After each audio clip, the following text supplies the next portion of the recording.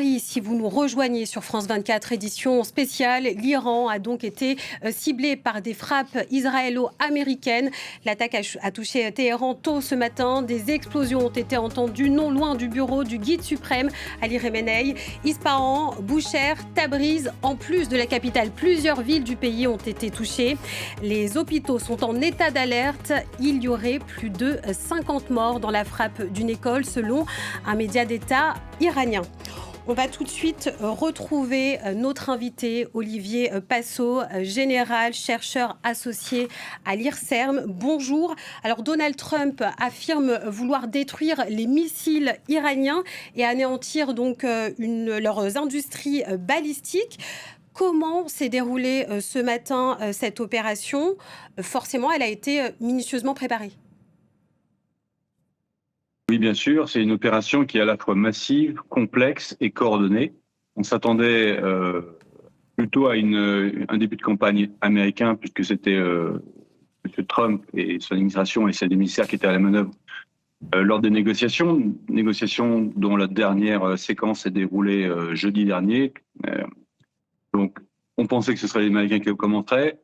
Certains observateurs pensaient que ce seraient les Israéliens qui commenceraient et qui déclencherait ensuite une riposte iranienne qui donnerait un signal et une légitimité aux Américains pour venir porter assistance aux Israéliens. Mais là, c'est une campagne qui est déclenchée par les deux en même temps. Une campagne massive. Sans doute, on n'a pas évidemment de détails sur les vecteurs utilisés à ce stade. Des raids israéliens de F-35 et de F-15.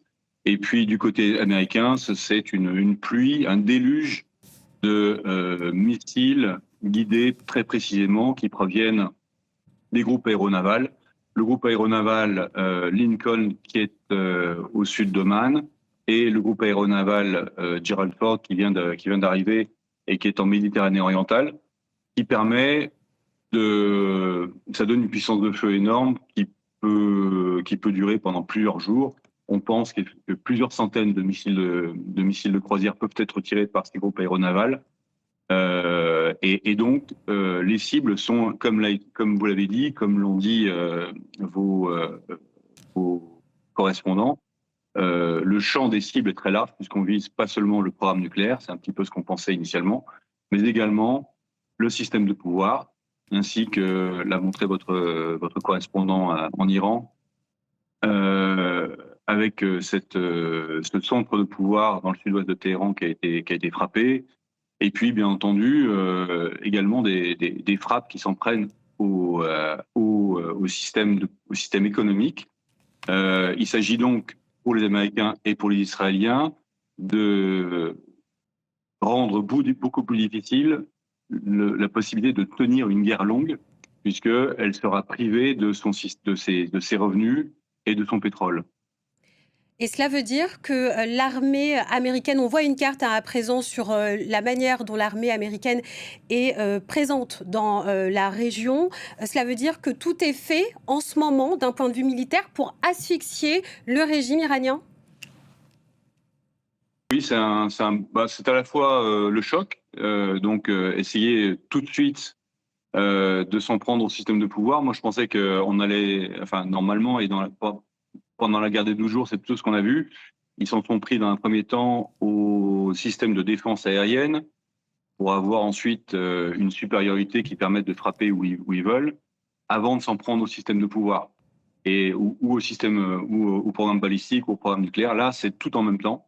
Alors, je sais pas si le programme nucléaire a été visé ce matin, mais en tout cas, le système de pouvoir, le système économique. On parle de système quand on parle de ciblage, parce qu'en fait, les cibles sont reliées entre elles et c'est une alchimie assez complexe pour essayer d'avoir l'efficacité maximum de frappe.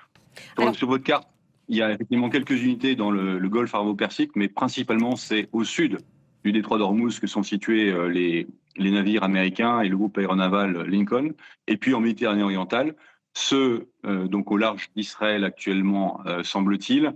Il est possible que ce deuxième groupe aéronaval qui vient d'arriver en provenance d'Amérique centrale pourrait lui aussi franchir le canal de Suez et ensuite se rendre aux côtés du premier groupe aéronaval soit pour venir en aide, soit éventuellement pour le relever, car un groupe aéronaval peut pas tenir dans la durée non plus pendant des mois et des mois.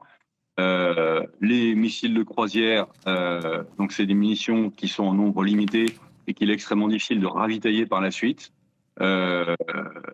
Les avions, l'aviation embarquée peut tenir pendant plus longtemps, pendant plusieurs semaines, mais toujours est-il qu'il faut quand même les ravitailler. Et puis, les systèmes, tous ces systèmes doivent être aussi ravitaillés par bateau. Et lorsqu'on voit que les Iraniens ont frappé les bases américaines dans les pays du Golfe, on peut penser que effectivement, ça peut s'inscrire dans une volonté d'élargir le conflit et, comme M. Bronstein a dit, de faire de créer un chaos régional. Mais ça peut être aussi, ça peut s'inscrire aussi dans une stratégie d'affaiblir les capacités de ravitaillement américaines, car ce sera sans doute une campagne très longue. Olivier Passot, vous avez évoqué un ciblage. Alors, ce que l'on sait, d'après les derniers éléments qui nous sont parvenus, c'est que la ville portuaire de Boucher, où se situe une centrale nucléaire, a été touchée.